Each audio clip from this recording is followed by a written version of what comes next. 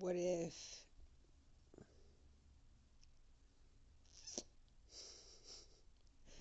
I'm going to ask you these questions, okay?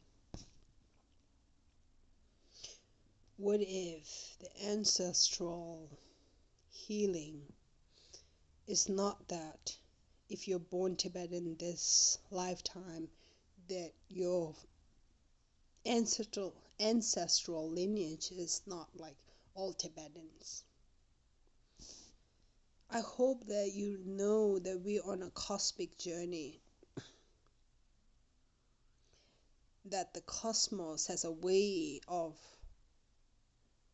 reckoning our othering to come into unity, to yoke our differences into oneness. If that is the case, a Zionist today was a Hamas yesterday. A white supremacist today was a black slave yesterday. A Tibetan refugee today was a communist authoritarian yesterday.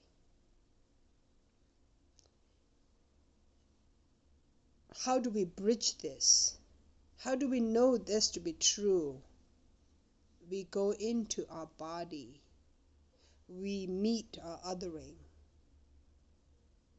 We know precisely where we have been corrupted in this othering business, in this blame game, in the cowardice of the both polarity of oppressor and oppressed, not speaking our truth to hold power accountable, the power, the dominant power, external manifested power, not accountable through the internal power, indestructible power, where we, the feminine, collude with the masculine toxicity and then place the blame on the patriarch. And the patriarch self-victimizing as a justification for the aggression to suppress the untamable feminine. The power that is here to be invoked, the power that is here to be met, but oh so dangerous if we do not have the heart of compassion. The Kali, that word,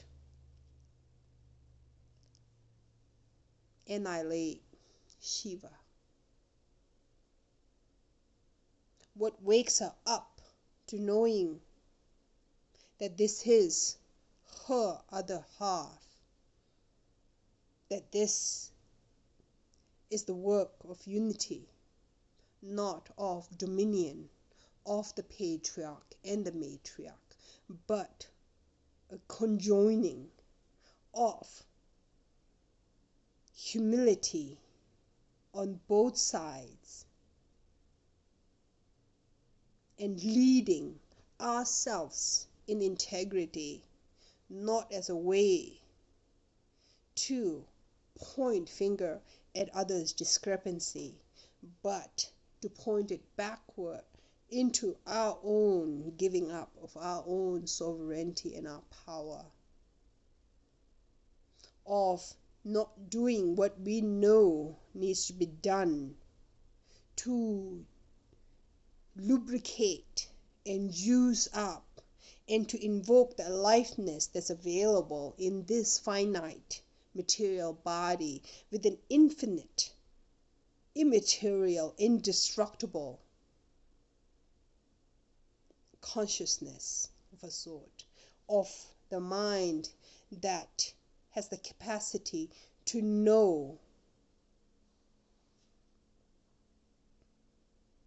to cognize as the Nalanda Buddhists would say.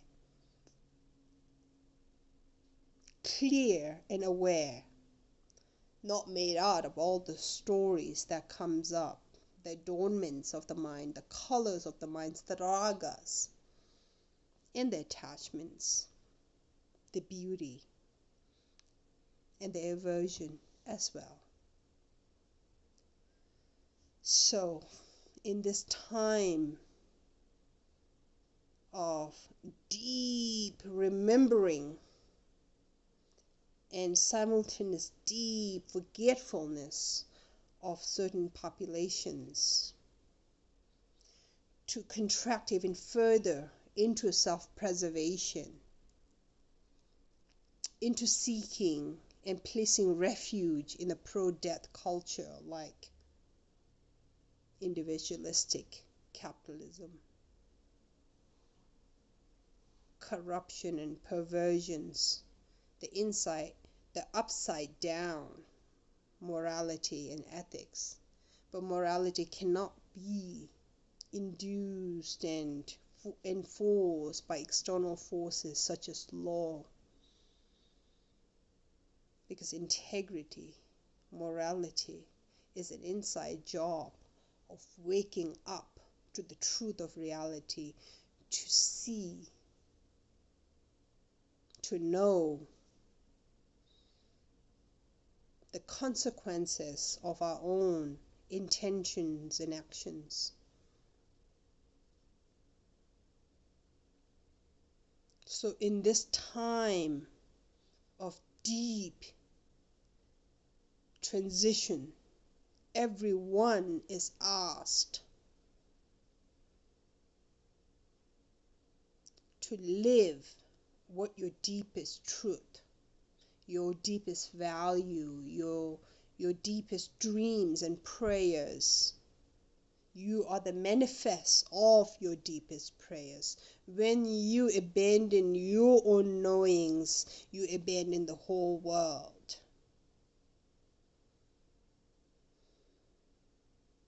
When you know the genocide is wrong, but you allow it because your livelihood, paying your bills, your immediate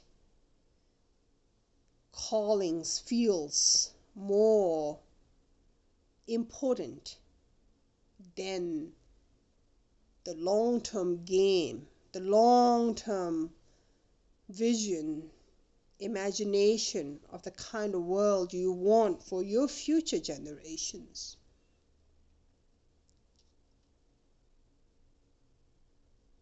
Part of the teachings from Nalanda Buddhism for me has been about to not just think about your own life this lifetime, to think about future life. When I think about my future life is my descendants' life. What kind of world do I want to leave? I don't know. I don't have all the answers.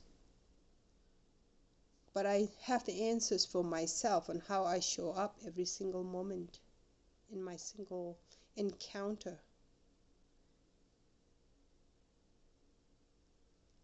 And it is my own responsibility to not give into lack of trust in a capacity for transformation in everyone, including myself, by the encounters with each other in the relationships.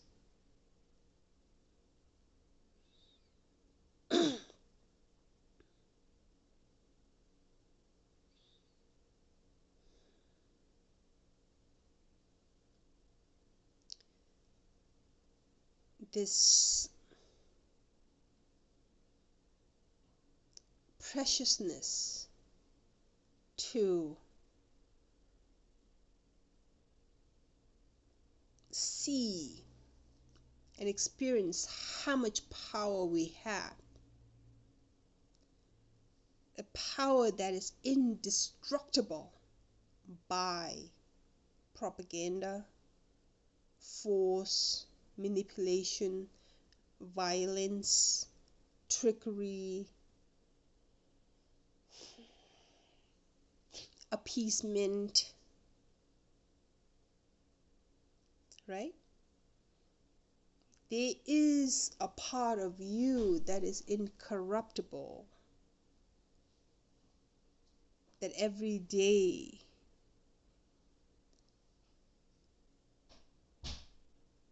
how do you make sure that the propagandas do not corrupt that part of your conscience that you know, that you knew from your birth? I'm watching my own son, first time mother, watching a new being with the continuous consciousness, the intelligence that it comes with, that if I do not interfere, I learn a lot. I actually get an opportunity to access my own part of the consciousness that don't get stuck with stories that can,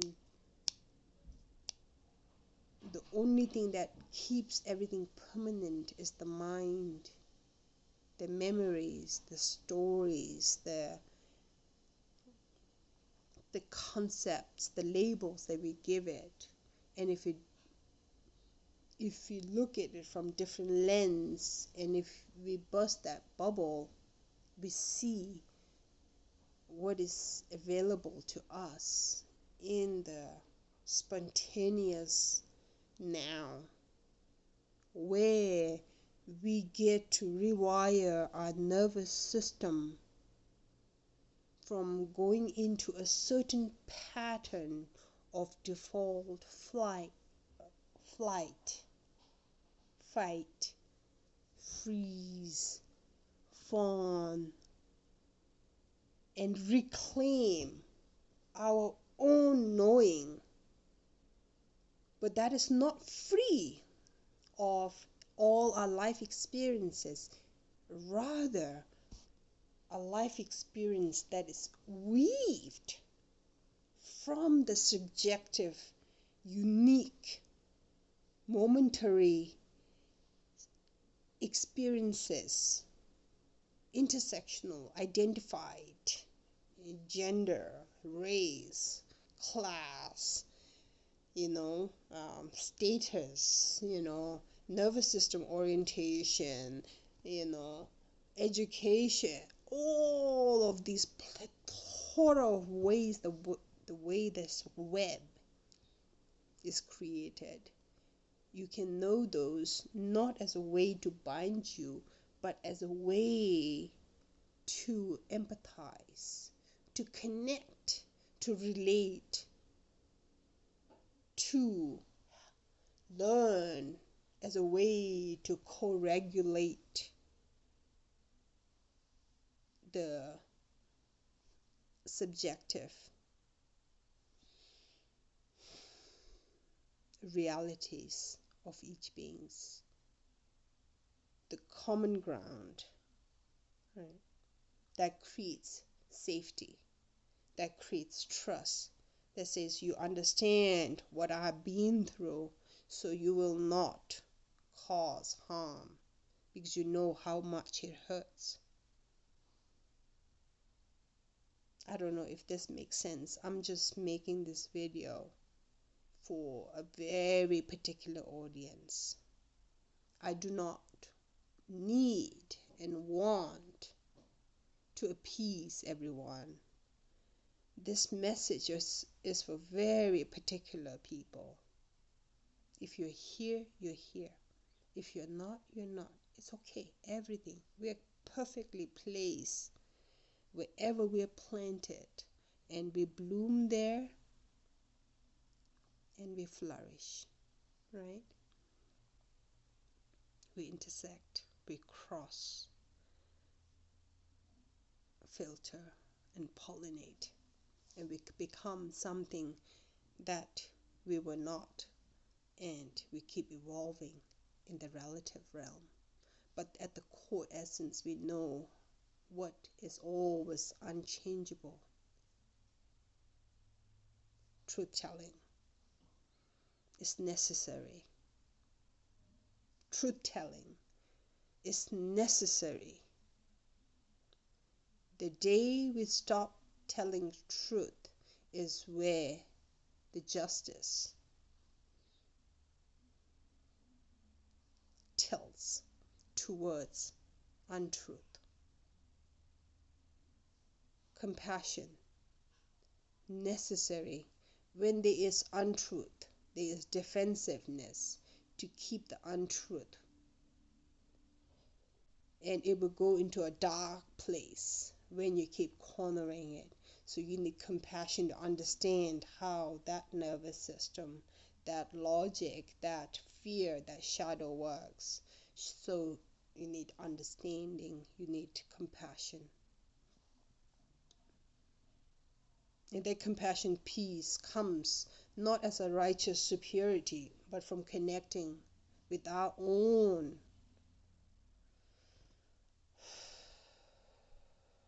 self-deceptions.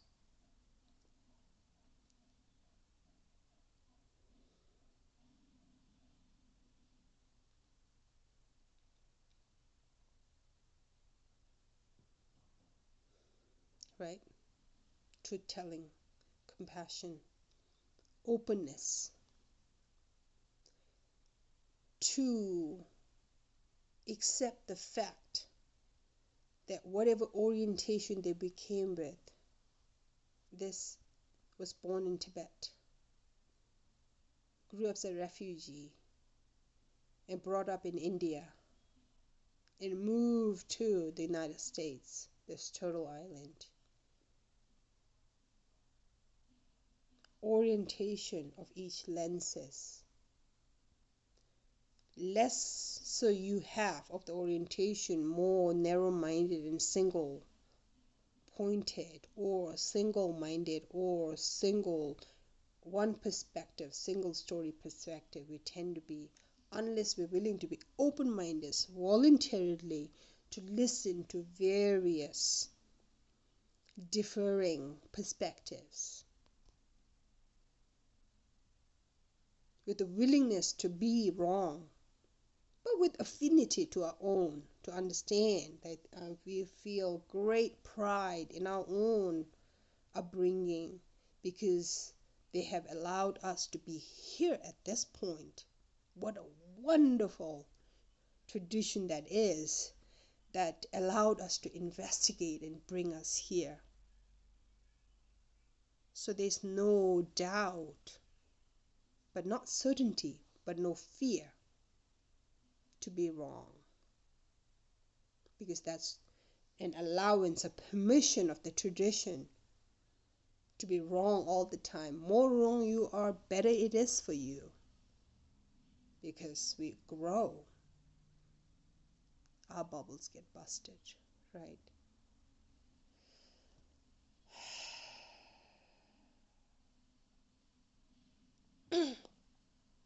So,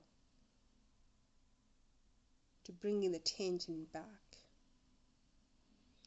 in a time like this, there's an invitation. Your silence is loud. It speaks loud of where you stand. The only person who might not hear is yourself. That your silence actually is approval of the genocide, of the injustice, of the poverty. In certain respect, we are coming to an end of the cycle. Some would say 500 years, some would say 5,000 years. Maybe it's a 500 years of Western colonialism, or a 5,000 years ending of a patriarchal system, patriarchal dominion of a sort. Am I advocating for suppression of masculine energy? of their inherent wisdom? Absolutely not.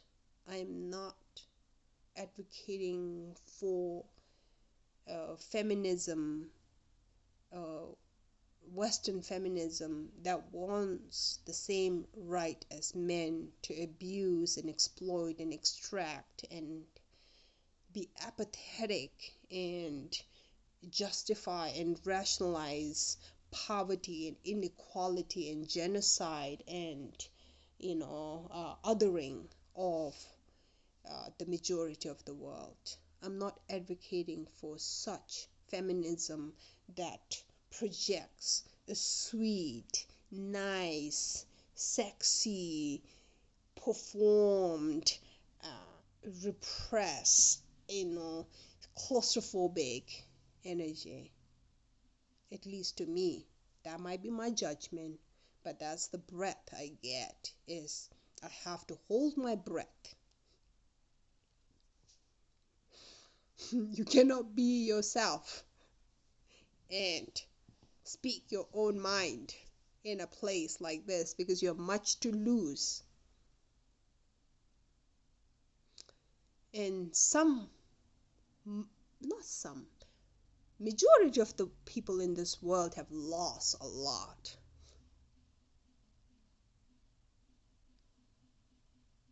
The corruption piece is the dream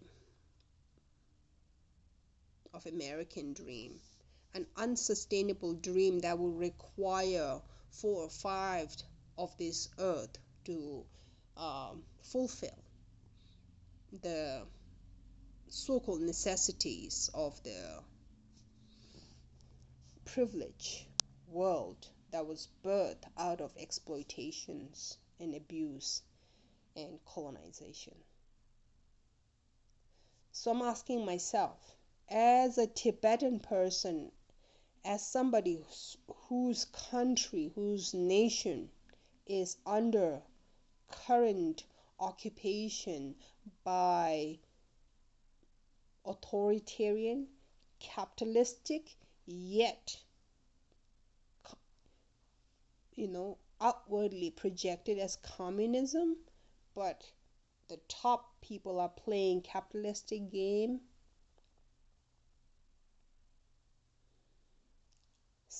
Highly surveilled dictatorship rule, right?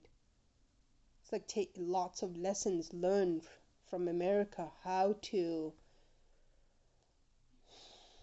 create this illusion of freedom, a prison that has swimming pools and gym and Starbucks and McDonald's and yoga studios and universities. Yet a prison that if you stood up and protested, that the government, the authorities would unleash their power, the power that's built by taxpayers' money that we pay for to unleash upon us, or spend that money to genocide, to kill others. And my dear Tibetan family, we're recipient of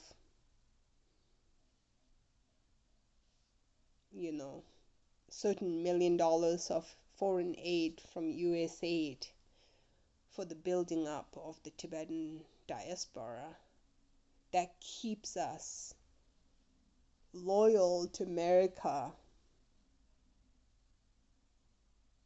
because America is supposed to be anti-China, but playing the game of owing trillions of dollars of debts through economic handshaking under shadow.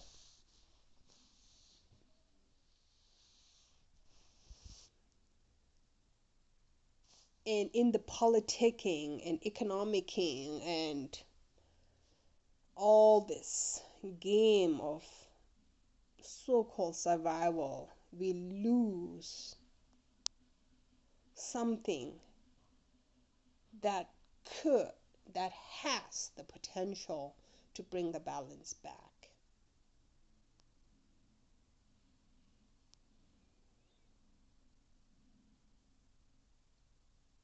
Authoritarian government, democratic Trump, fascist Hitler,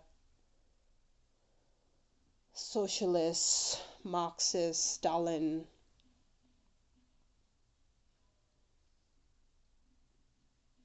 feudalistic, popish, whatever, Henry VII or whatever, you see the rule of the patriarch for 5,000 years at least. Some narrow-minded ideology has been choking us and our life force. And somehow, to question that, to want to be free is somehow revolutionary.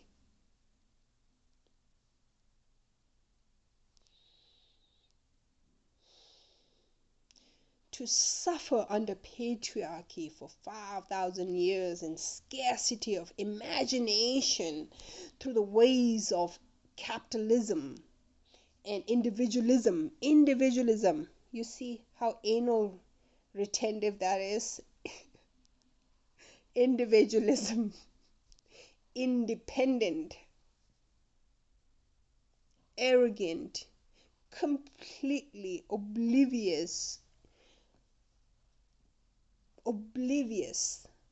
I don't want to use the ableist word, but being blind to the interdependent, the web, how the Western world is built upon the graves and blood and sweat and tears and curses of indigenous and black and brown people.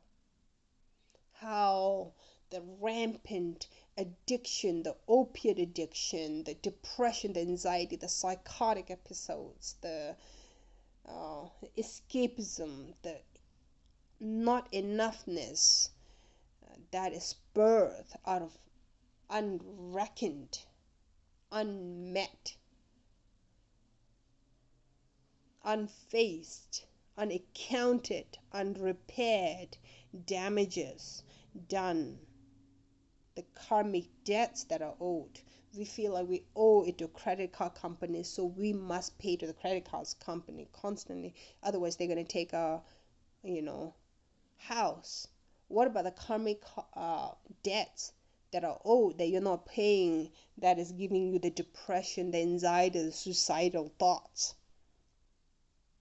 the hopelessness, the despair, the hunger, the rage that is not for the collective liberation, but for me, poor me.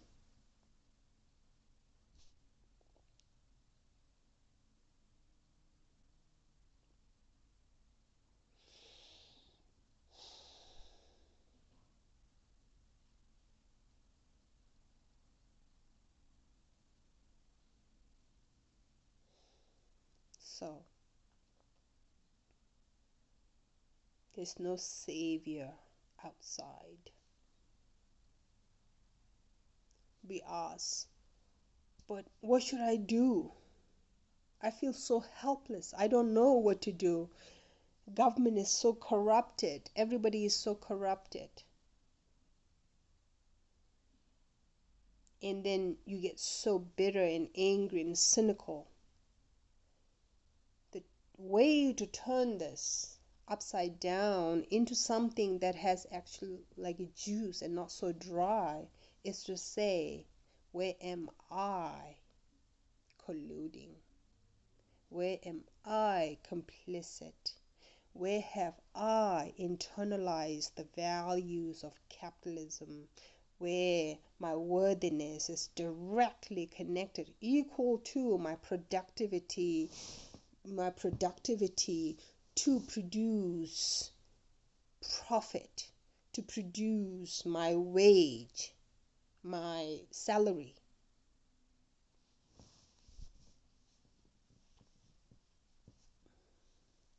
You're a cosmic being.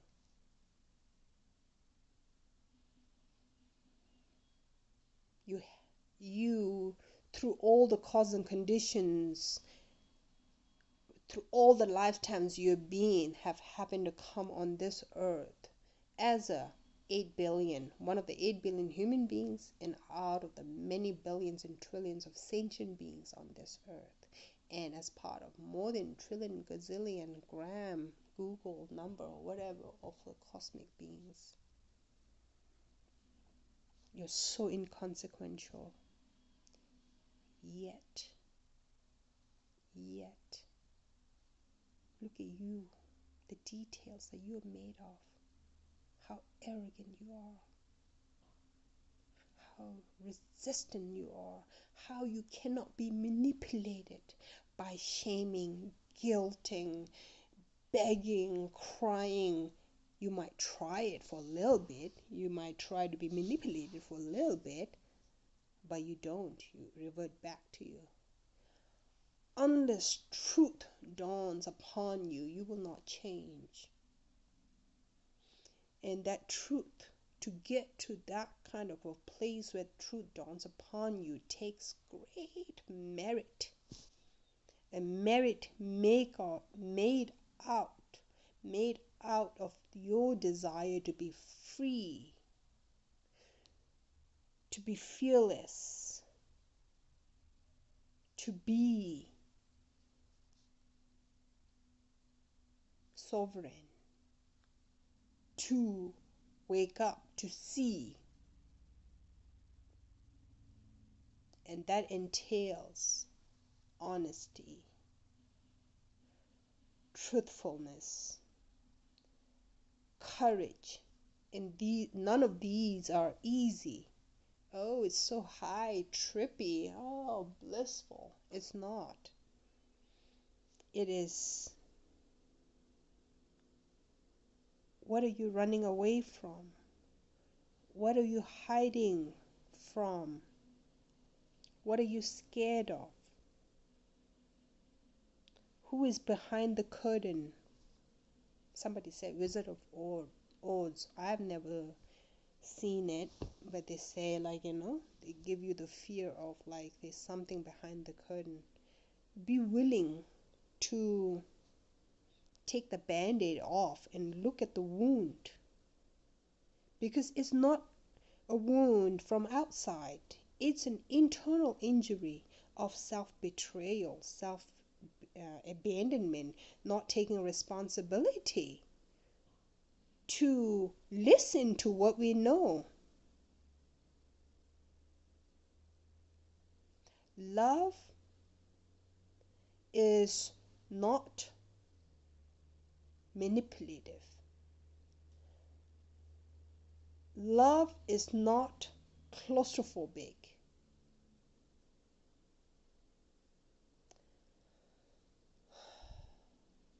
Love, it's like you could get cornered by love, but it doesn't feel claustrophobic.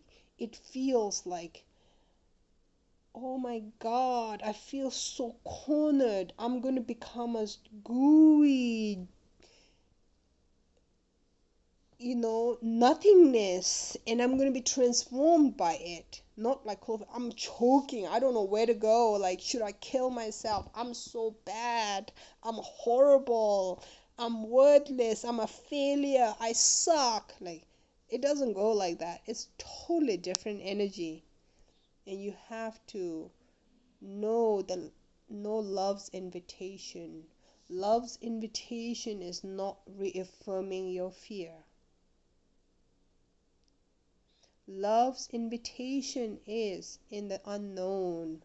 You have no clue you will become, but you can taste what you will become by meeting with courage, this potential to be, the potential to be, it's hard to word it, like, There's just potential to not stay stagnant, to not be fixed, rigid, dogmatic, fundamentalistic, extremists. You know, it's it has a different energy.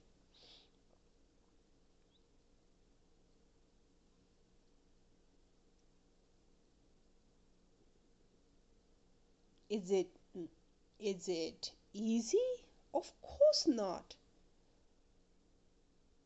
Do you want it easy? Really? Do you want it easy? Do you not want to,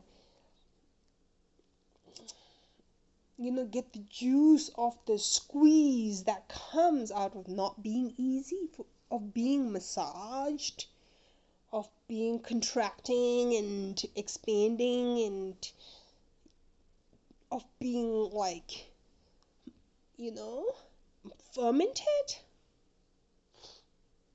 by life? I don't think you want it to be easy. You know you don't want it to be easy. It's just a habit. It's just a habit. You think you want it to be easy, but you don't. Easy makes you bored. Easy makes you feel heavy. Easy makes you feel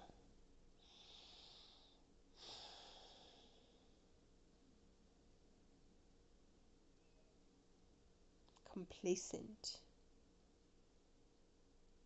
unimaginative, stuck. You don't want easy. You're just not in the habit. We're not in the habit of moving into what feels actually natural.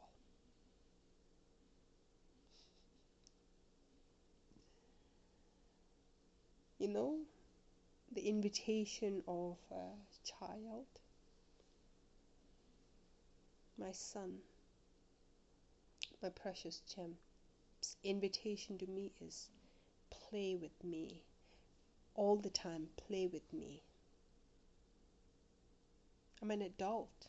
I have responsibilities, bills to pay, home to clean up and take care of and sustain, gardens to tend, relationships to tend, work to do, own things to take care of, taking care of their kids. It's a full time.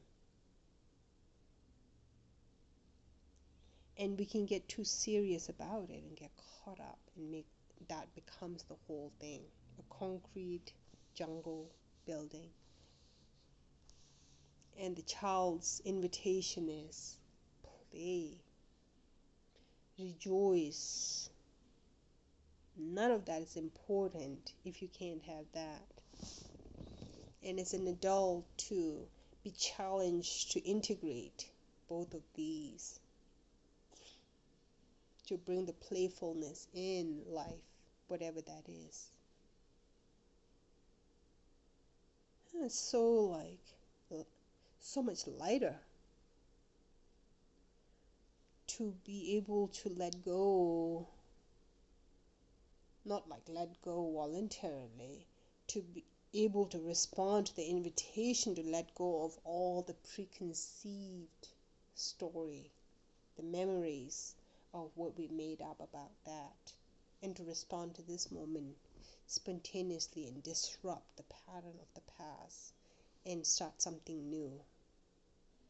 To explore that, to explore disrupting the patterns of the past. And usually for people like myself, background of refugee, poverty,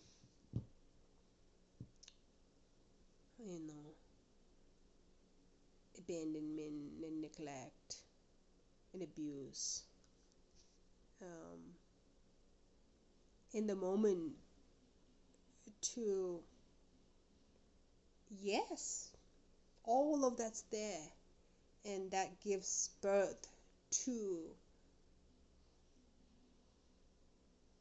compassion, to relating with those who have been through similar experiences, to advocate for them so that they do not have to suffer. So there are no future refugees, there are no future people living in poverty.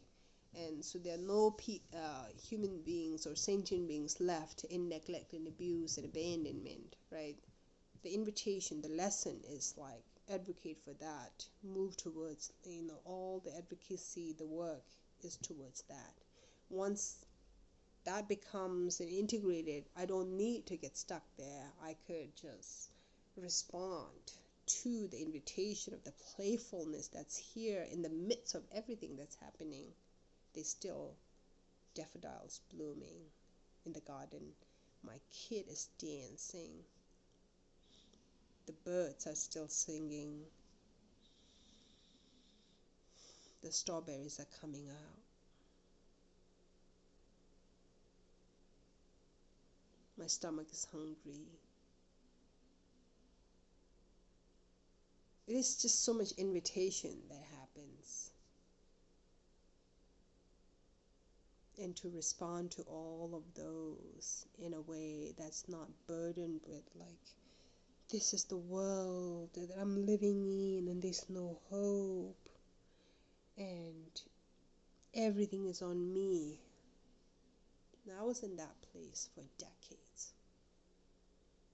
So heavy, this sense of saviorship and martyrdom.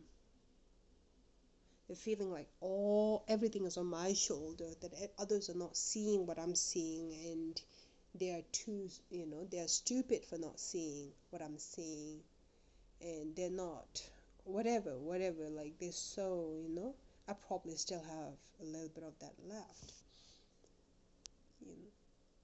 But I feel different. I feel like I'm really moved by the teachings of karma, that we all wake up at our own timing, in our own placement, the right conditions and causes, and all of that is determined by something called merit.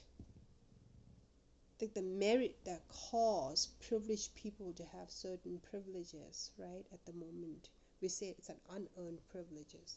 According to Buddhism, it's not an unearned privileges. They did earn it, that's why they got it. But their privileges do not guarantee future privileges. And that future privileges is very much determined by how they respond to the current privileges they have. So if you have a privilege of wealth, the invitation is in generosity. And if you're not able to be generous, then you're not wealthy. You're in scarcity mode. And so you cannot claim to be wealthy when you're feeling scarce. And that's the, one of the traps or one of the tricks, one of the manipulations that capitalism does, is it propagates extremely scarcity-driven people from inside as the most wealthy. They're not wealthy people. Most of the wealthy people that is claimed to be wealthy on the outside are not wealthy. I really know few wealthy people who have given up all their wealth away as a wealthy people, right? Because you see that wealth has a potential to transform society, and in a good way, in a positive way, or in a negative way. When you hoard it,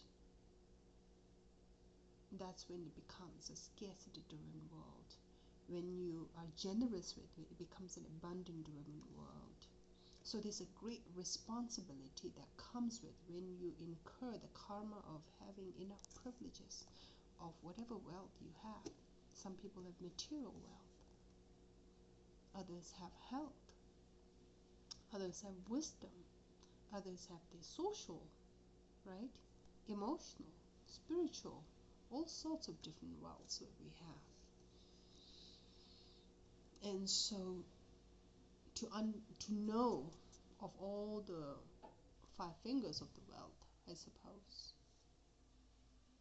you know, and to know that this world we're living in is very lopsided, that it has placed too much weight into the material world and not enough on all the other worlds, right? Health. You have enough material wealth and your health is effed up. What do? You deplete all the material health to fulfill your, health, physical health. And still, a lot of times, you give up your life, for the accumulation of the wealth, the material wealth. And then if you have enough spiritual wealth, it kind of withstands all the propaganda of the, other worlds, other wealth part of it. But is that enough? Only having spiritual wealth and not enough of the health and the, emotions and the, like the material, right? Social, community, right? All of this. But if you have enough of the community, so you see, like, you kind of have to find a concoction according to the makeup of the individual who has to wake up to the oneness of, to not necessarily a oneness, that's very like a unity consciousness kind of discipline. I'm a kind of a Mahayana Buddhist. In my own reflection and contemplation is that need of an ego to exist even as a one is such a trap. I think we cannot withstand the fact, even with the voice that I'm making and the sense I'm making and all the, because I have a mouth and a throat that's like this, as a human throat, not an animal throat, right? And the eyes like this, and the makeup of it, and then the, brought up in a Tibetan community with the Buddhist ideology, and India, and coming in America and having this and doing the decolonial work, and all of this is the words that are coming out. If it wasn't for these causing conditions, it might just be, I don't know, right? And so to know the limitations that this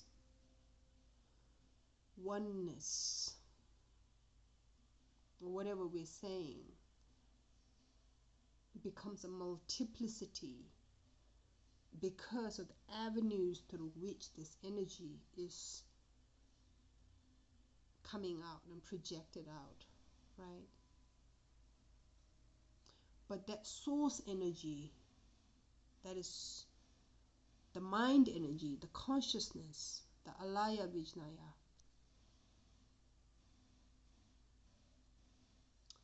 is still subtle,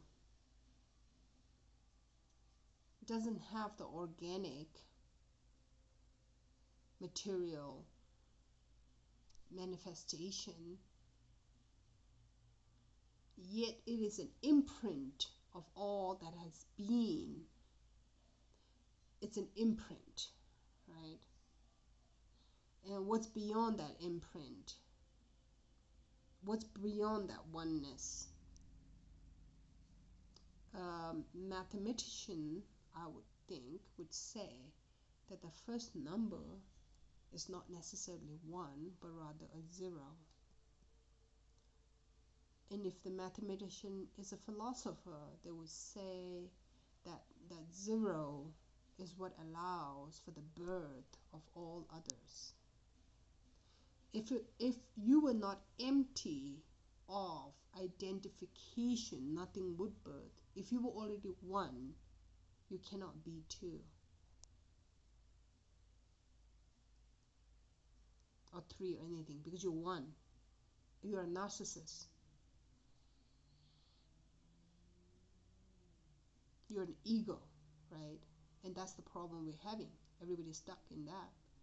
But if you're shunyata, if you were zero, from which emerges all the oneness, duality, the trinity, the quarter, the multiplicity, and everything else, we can always go to the ground of zero, nothingness, which doesn't mean nothing exists, but rather that oneness also came out of cause and conditions, that it is not independent, but rather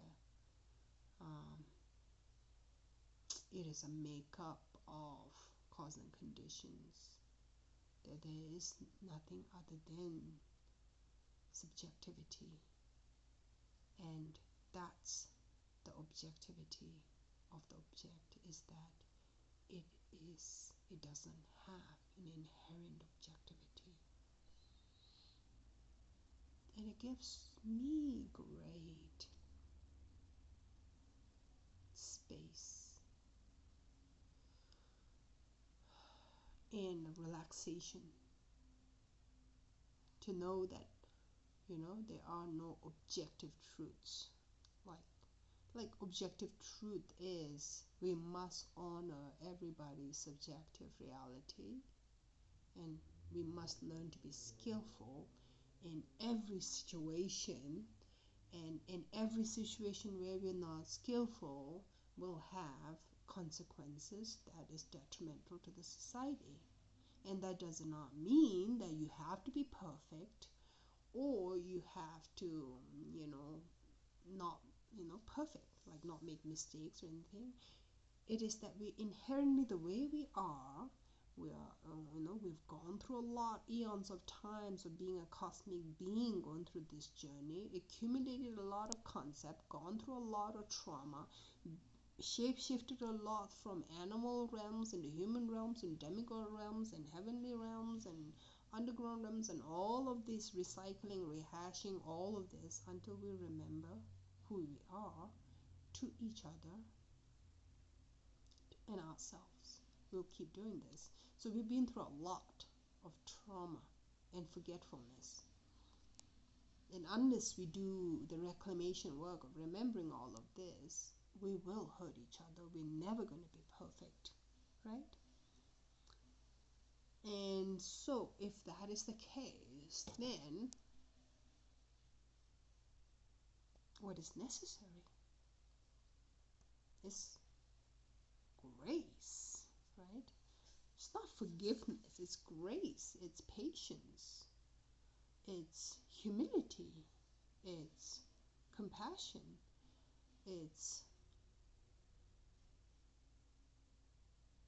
and those are hard if we have not met with our own pain, if we have not met with our own imperfect self, if we are caught up with our own righteousness at pointing fingers at others and not enough self-reflection.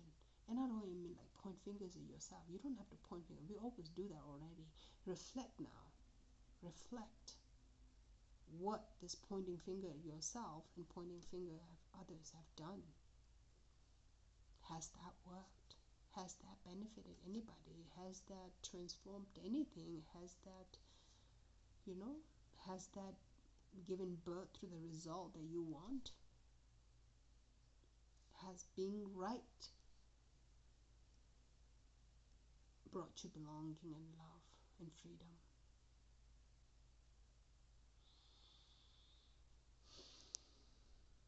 So that's a question we have to ourselves. And nobody can do this work for you. That's the part of it. People that come to my work with me, Like, I don't have a cult like follower. I don't fool people in saying that I have the powers to transform your life. I say to you, you have the power to transform your life if you are willing to be honest with you and truthful with you and compassionate with you and gentle with you and honest with yourself and courageous with yourself. And you might not know how to do these things, and that's where I come in. I might have some tips, I might have my own experiences, and I might have a lot of resources and blessings and privileges that I have incurred that are not material, yet they are profoundly valuable and priceless, that I could share with you if you are willing to be honest about where you are and who you believe yourself to be, and what your relationship with the rest of the world is, right? Let's explore together. I don't have an answer for you. I might have some tips from how I believe, or I have been juiced up by inquiry that has, cleared up a lot of